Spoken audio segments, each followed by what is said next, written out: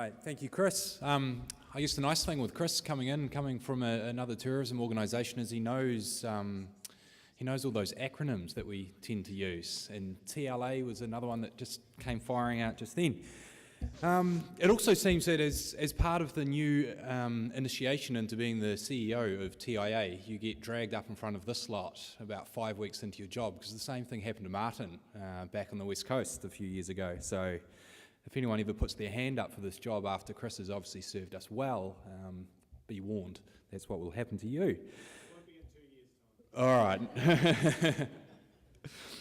All right. Now, I do need to make a special mention of VidCom. VidCom, who are putting on the AV production for us today. Now, this is the little hook that will make sure that you will stay till the end of the day. VidCom have very kindly donated a mini iPad. At the end of today, Anna and I, with the assistance of VidCom, will be deciding who that winner is. So make sure you're in the room, because otherwise we do a redraw. All right. I now pass this over to Andrew Patterson. Andrew is the business commentator and host of Radio Live's popular weekend program Sunday Business. Andrew's worked in the banking and the tourism sectors before moving into radio. He has a commerce degree from the University of Auckland, majoring in economics and business strategy.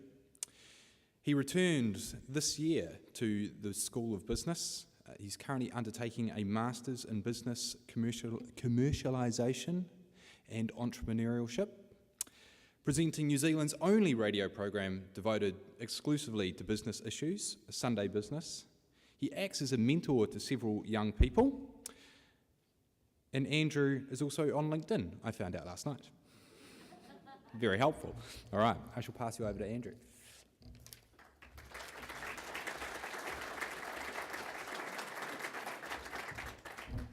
Thanks very much. Good afternoon. Stand up, please. You've all been sitting for an hour. Stretch. Come on, give yourself a good stretch. Don't want you dozing off.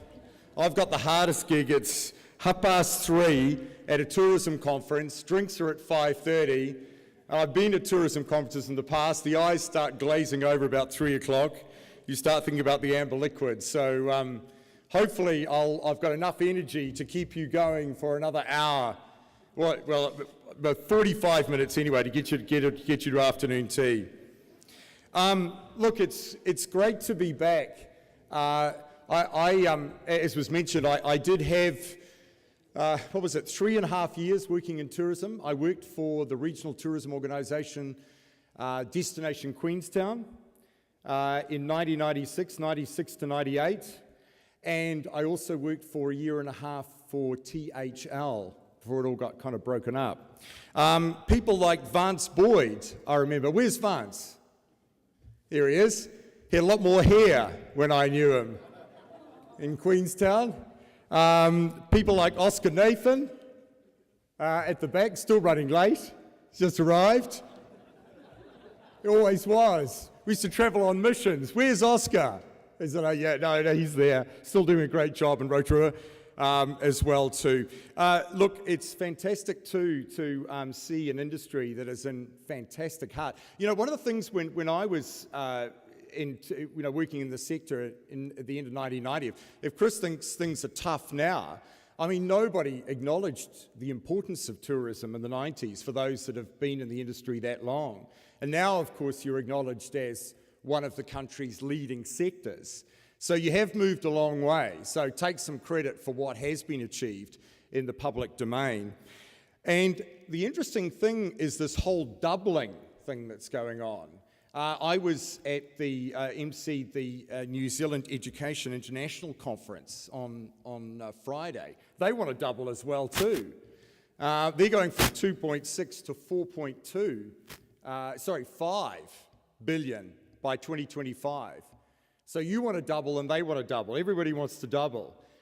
So the challenge for you, of course, is how you're going to achieve that. There was a great report written a couple of years ago. I thought it was one of the best titles for any report I had ever seen come out of New Zealand. It was simple 4 or 5 words. A goal is not a strategy.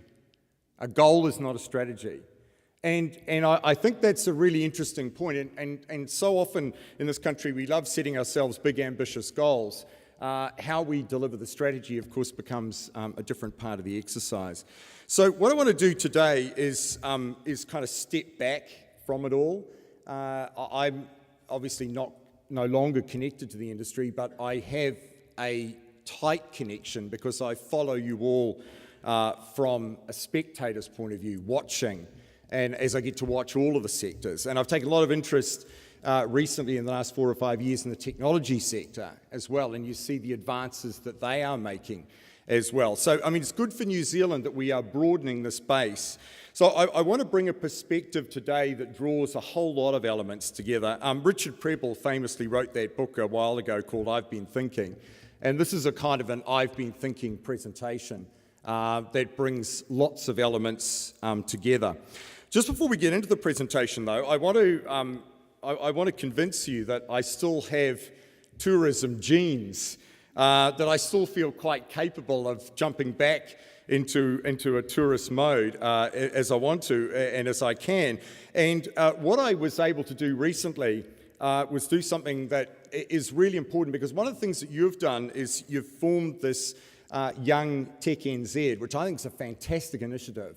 And I think that's something that more sectors should be thinking about. But one of the things that interests me is that I think as a country, we need to be a lot more confident. You know, we need to back ourselves, like this gritty 6-month-old is kind of showing us.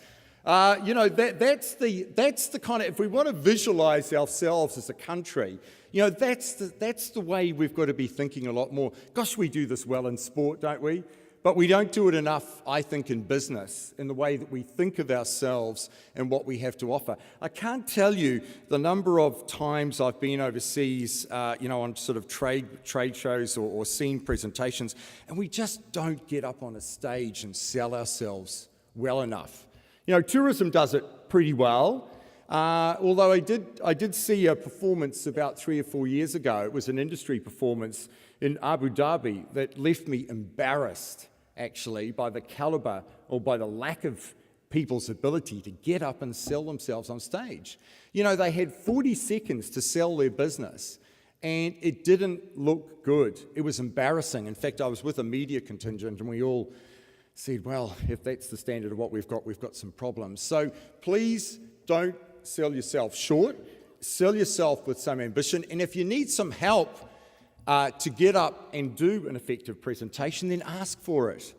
You know, don't do it half-cocked. And I think that's something that we all need to be thinking a lot more about. So here's an idea that I had. You know, in terms of this confidence issue, I thought, what about all these kids who want to get into technology but attend low decile schools? You know, what are we doing for them? How are we giving them an opportunity to get into a career? And I heard some mention before about, you know, the prize draw tonight. Fantastic idea. You know, give young people a chance to go and do it. So I had this idea, what would it be like if you took a bunch of kids, you took them out of a low decile school and they were showing promise in technology, and you just took them straight to Silicon Valley? Just took them straight to Silicon Valley. And here's what we did. That's exactly what we did. On the 4th of July, we took 12 kids from mainly low decile schools. Half of them had never been out of the country. 3 of them had never been on a plane. And we took them straight to Google, to Apple, to Facebook. I tell you what, I've never seen kids so excited when they can take photos at Facebook and then post them on Facebook. You know, that is serious brag value. And I tell you what, you know, talk about being on LinkedIn, being on Facebook, and their followers and their likes went ballistic after that. I mean, really amazing. We took them to Microsoft. We took them to Khan Academy. How many people are familiar with Khan Academy? Gosh, please take a note of this. K-H-A-N. How many people in the room have got kids? Right, you've all got kids, you're all 8 kids. Khan Academy is the world's fastest growing online school. At any one point, this school has 15 million students using it around the world. It's all free, and it's all paid for by Bill Gates and the Gates Foundation. Kids can teach themselves maths, physics, biology, chemistry, history, art history, all by a series of 10-minute videos, and all produced by one of the most amazing guys who 3 years ago was a hedge fund manager earning $2 million a year. And he worked out that he was actually a teacher. And he found that out because a niece came to him at a wedding and said, hey, you're pretty cool at maths. You've got a triple master's degree from MIT. Can you teach me maths? And he said, well, look, that's a really good idea. The only problem is you live in New Orleans and I live in Boston. So he produced videos, started sending her the videos. She started sending them to friends. 3 years later, this organization has just clicked over its 2 billionth lesson. 2 billion videos have been watched by kids all over the world.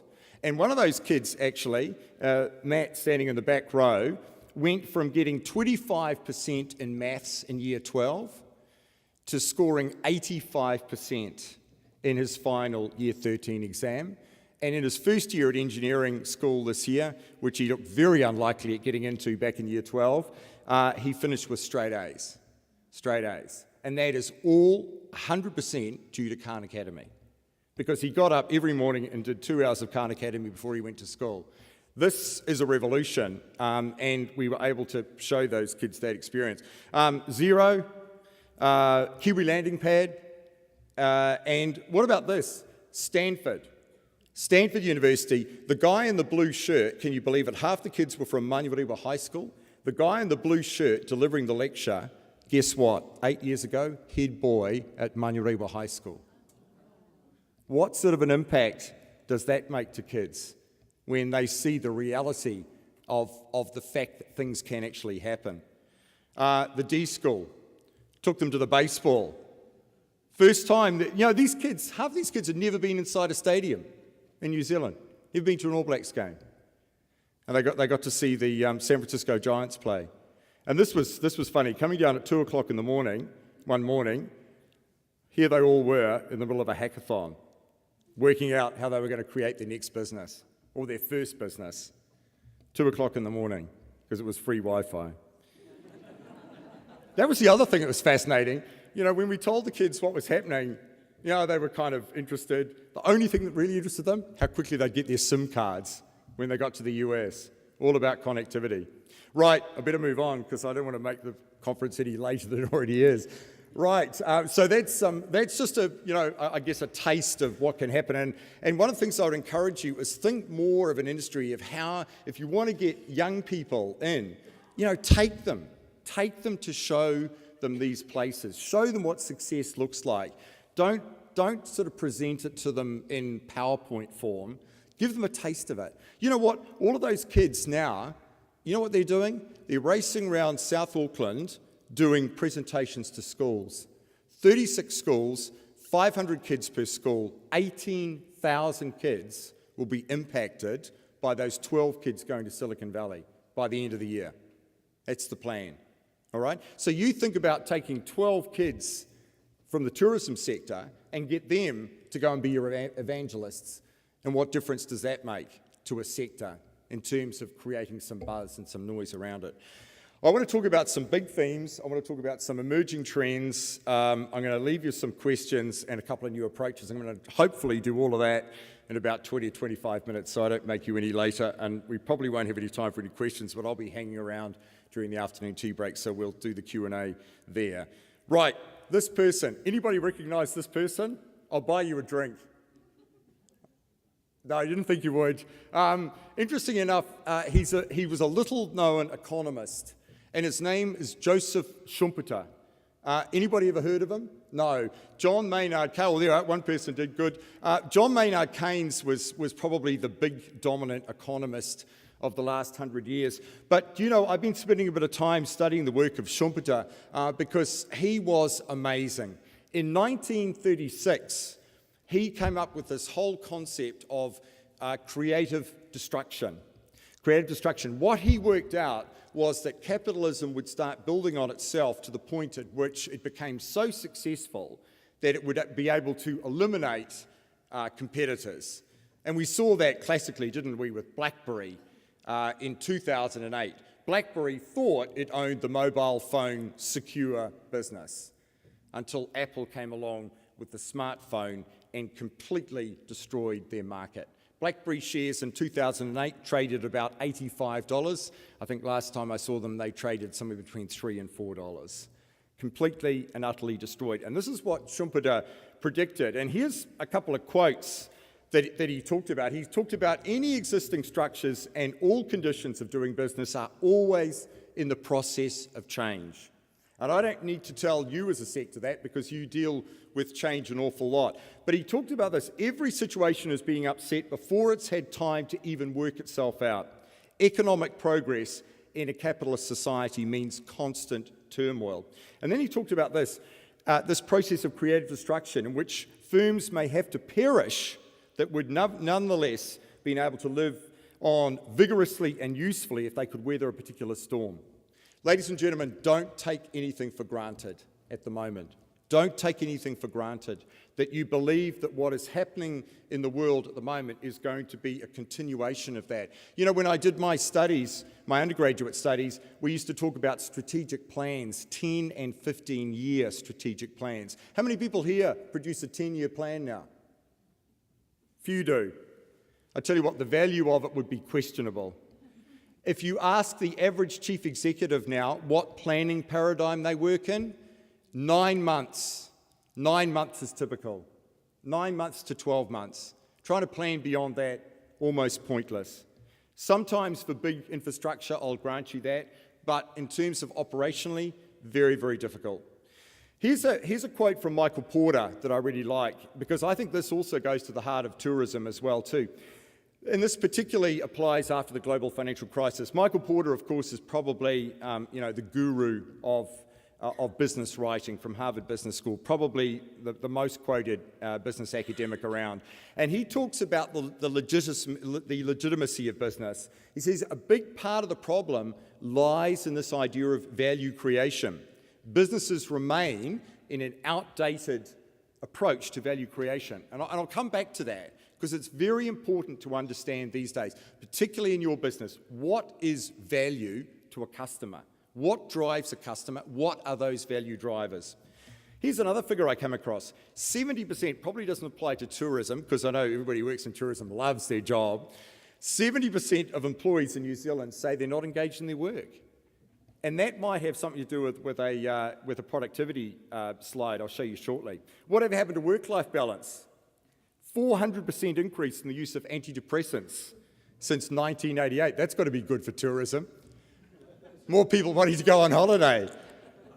Women in stressful jobs, 40% increase of heart risk, 60% risk of diabetes. What about this 20% of Gen Y say that they're stressed due to financial issues? All right, so lots of reasons to be stressed. I think work-life balance is highly questionable these days, as everybody knows.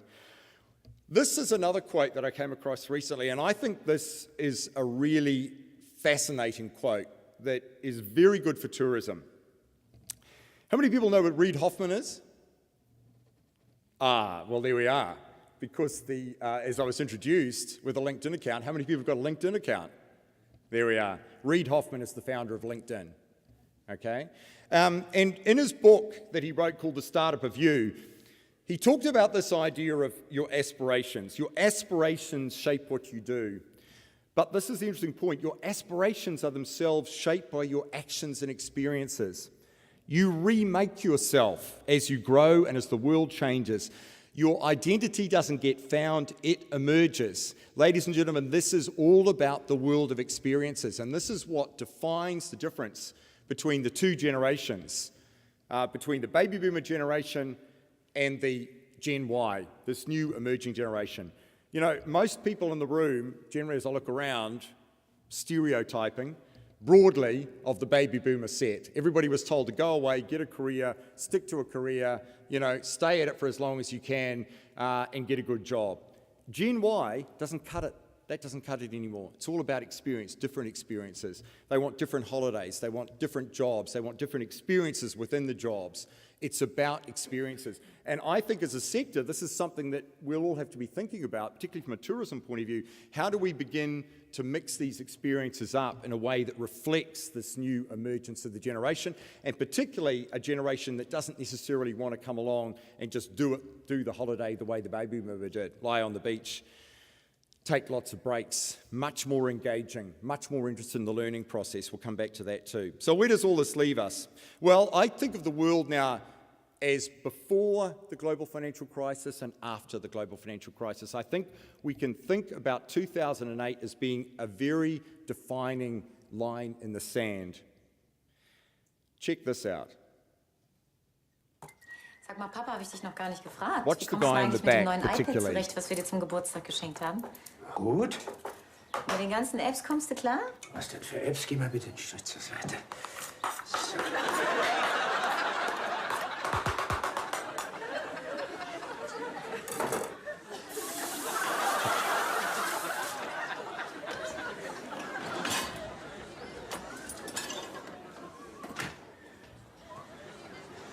Was ist?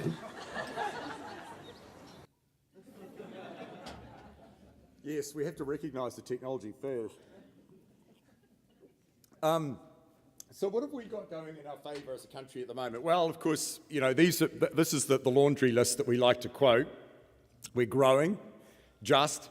Asia wants our protein, innovation's on the rise, we're stable, we think we are. Capital has never been more freely available.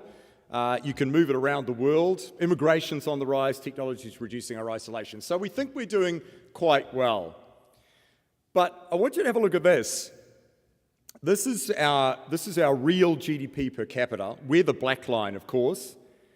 Check out South Korea, the orange line.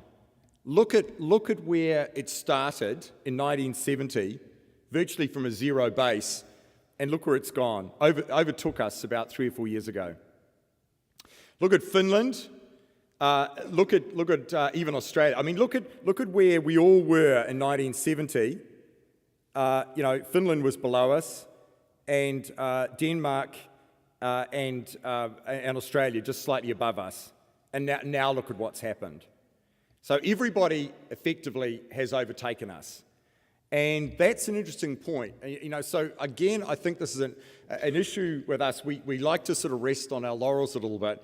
And this probably goes to the heart of our lack of investment in R&D and our lack of our focus of keeping an eye on the ball, as it were. And we know that the world now is intensely competitive. And again, I don't need to tell you this, you're working in an intensely competitive business, but it's going to get more competitive. Let me assure you. Look at this in terms of labour productivity. There we are at the bottom there, right next to Greece, in terms of our overall productivity.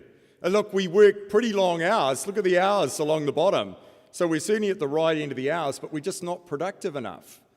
So our labour productivity hasn't, you know, continue to factor high, and that's something, you know, as I mentioned earlier, that creates concern for us at the moment. And we've got an interesting paradox now. They even call it the New Zealand paradox.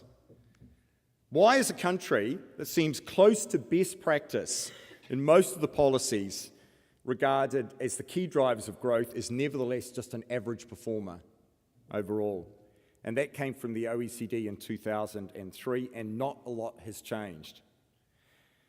We'd see there that our broad policy settings should mean that we should be above 20%, given those settings, above the OECD average. We're actually 20% below. And that represents probably an underinvestment in our knowledge-based capital. And I think we're all guilty of that across all sectors. So the big question, where are the opportunities and what are the big trends? Have a look at this.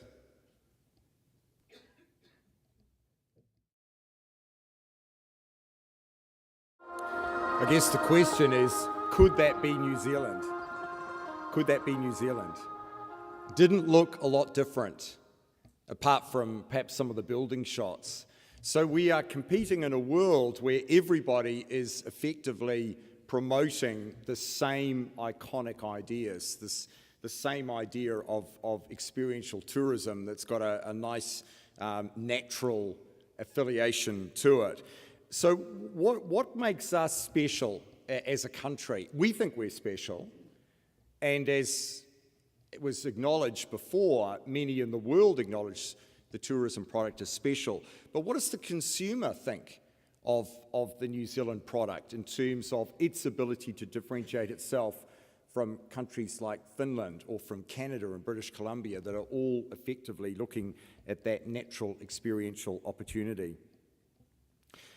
I want to look at 9 trends which I think are driving the business agenda at the moment. And the first one is this idea of authenticity and co-creating value. I read a great release the other day, the New Zealand Gaming Association. This is the development of games in a technology sense, which would have to be a fraction of the size of the tourism sector, have just announced 3 startup funds of $25,000 for emerging businesses. And I thought that was an incredibly gutsy move from a small industry sector looking to help and support its own. Now, what about thinking of that back to the idea of young people wanting to get into tourism, starting? Why couldn't the industry think about this idea of co-creating some value across a much wider sense? Yeah, you're not in the business of starting businesses, but I tell you what, that would be a fantastic media story, and that would give you some real clout in terms of being seen to be co-creating value. I want to give you an example just to show you this one. I don't know how many people are familiar with Vodafone's World of Difference. You'll be familiar with Vodafone, the organisation, and I want you to have a look at this video about what they do to co-create value.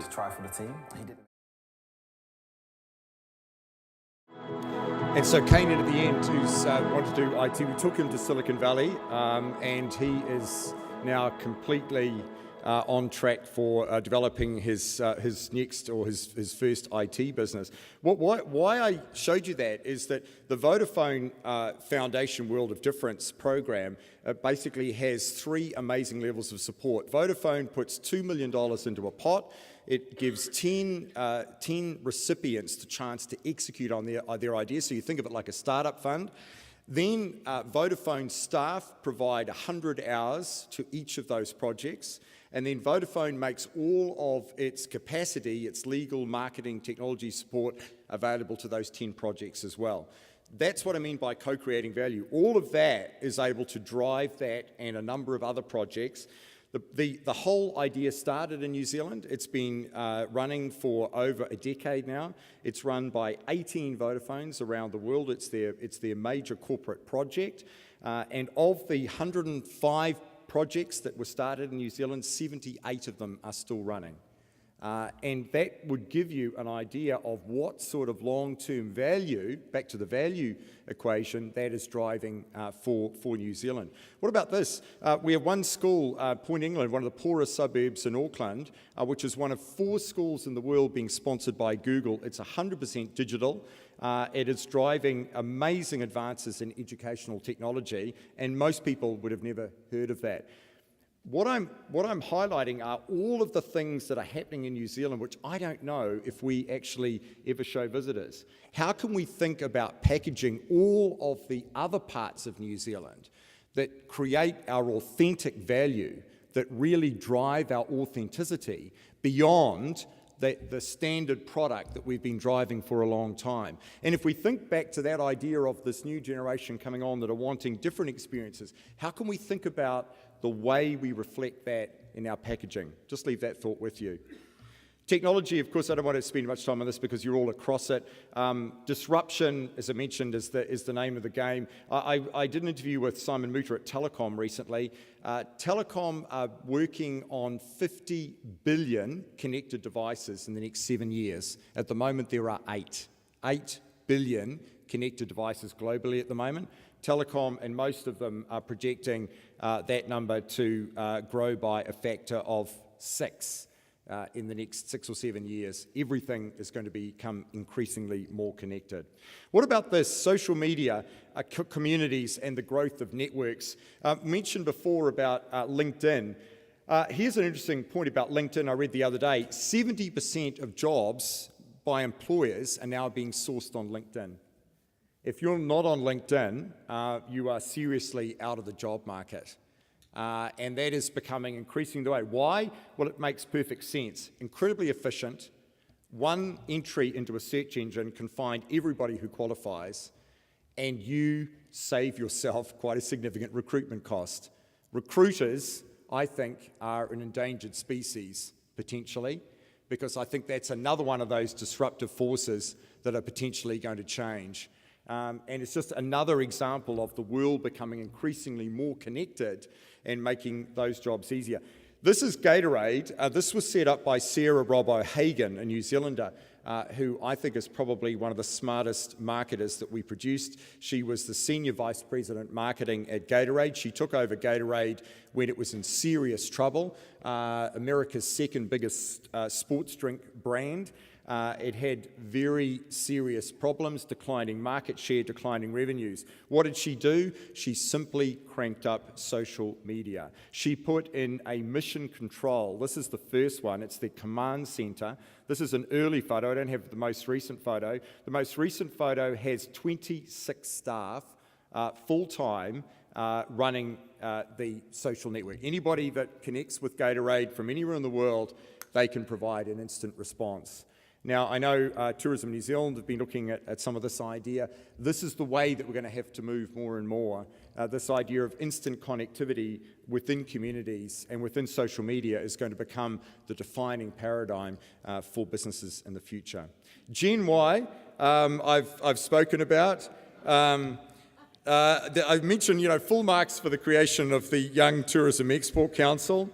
And I think, doing some of those ideas before about thinking about the way, that you create experiential opportunities for Gen Y are going to become the basis upon which you will continue to have their engagement. I did an interview with a guy. If you're interested in this, how many people find Gen Y incredibly frustrating? Yeah?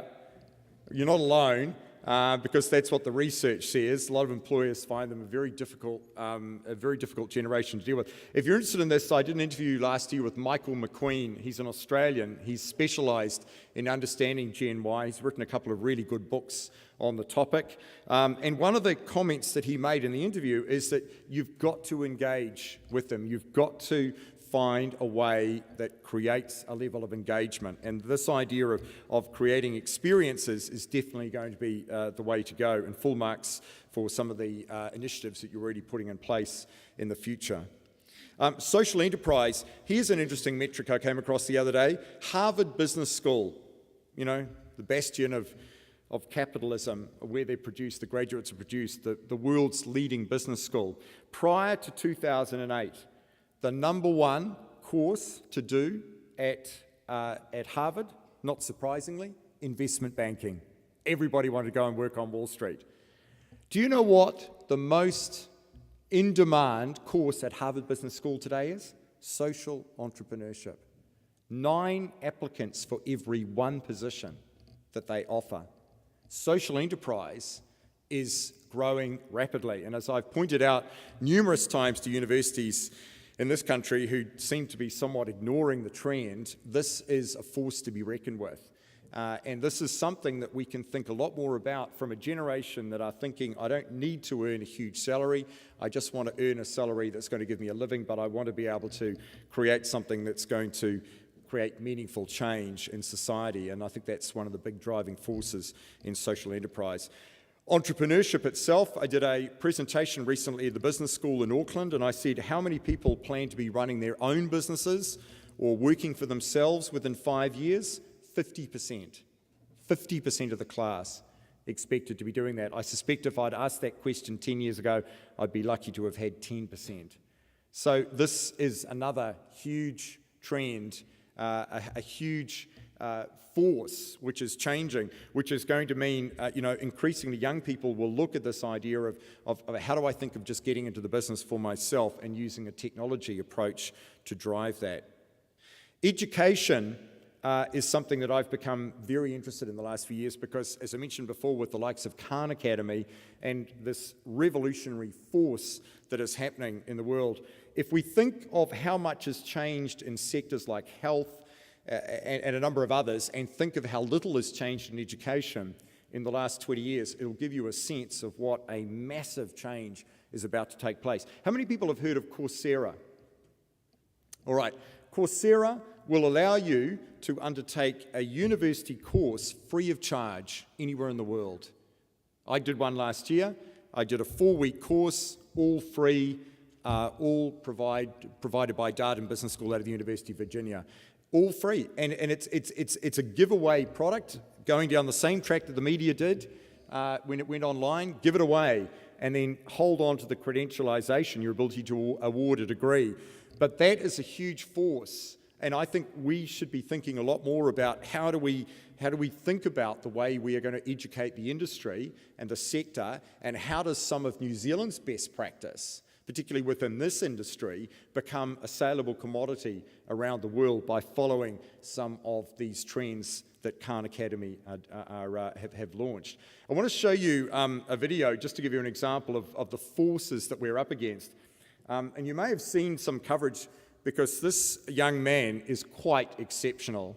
And I'm on the TED committee in Auckland, and we found him last year when we were doing a TED youth event. He's 12 years of age, and get this, he's 12 years of age, he's completed year 13 maths, which he finished with 96%. He started off this year doing stage 1 mathematics, and he found it too easy. So they pushed him up to stage 2 at age 12, and he just sent me emailed me his mark last night, 95%. In that. Now, he is not alone. There are increasingly these kids now, because they have been able to be self-taught, they are a digital generation. I want to just show you what he's created at the age of 12. Check this out. Now, what's remarkable about that is that he built that whole website himself. Developed all of the video, developed all of the graphics packages, the whole lot. 12 years of age. 12 years of age. Now, I've just started doing a course, teaching a course to 12-year-olds in design thinking, which is a new form of thinking that's straight out of Silicon Valley. I wanted to pilot it because I was intrigued to see whether or not kids would adapt to it. Straight onto it. Straight onto it. No problem at all. Everything that I expect to take an hour to cover, we covered in 20 minutes. And this is the change of the generations that, again, I wanted to give you a sense of what is happening, what is coming down the pipeline. Finally, the last trend, and I'll wrap up quickly because I know that we're already behind time, but storytelling. And now this is something that you do very well. I think this is something that the tourism sector has probably been pretty leading edge on. But storytelling is increasingly the way that businesses are thinking now about how they get their message across, particularly in a world of social media. I want to show you this video as well, which was run by Expedia, as just a really good example of using storytelling, particularly within a tourism travel setting. We have a very special relation. 28 million views on YouTube. When it was released on social media, and of course it cost them only the production of the video. The social media networks took care of that. So again, a good example of one particular approach to storytelling and using that as a way to actually sell the brand. I'm going to wrap it up. A few other slides I haven't quite got to, but I'm conscious of time. So I'm just going to leave you with some big questions. And this kind of, I guess, draws all of those key points together. How are we being seen by others? How are you being seen by others as a sector? What defines us as a visitor destination in a world that is increasingly using the same messages to sell its destination? How does authenticity particularly fit into that? How do we demonstrate market leadership? How can we think more in terms of co-creating value? How does the sector work together more to think of how it drives value on a co-creation basis.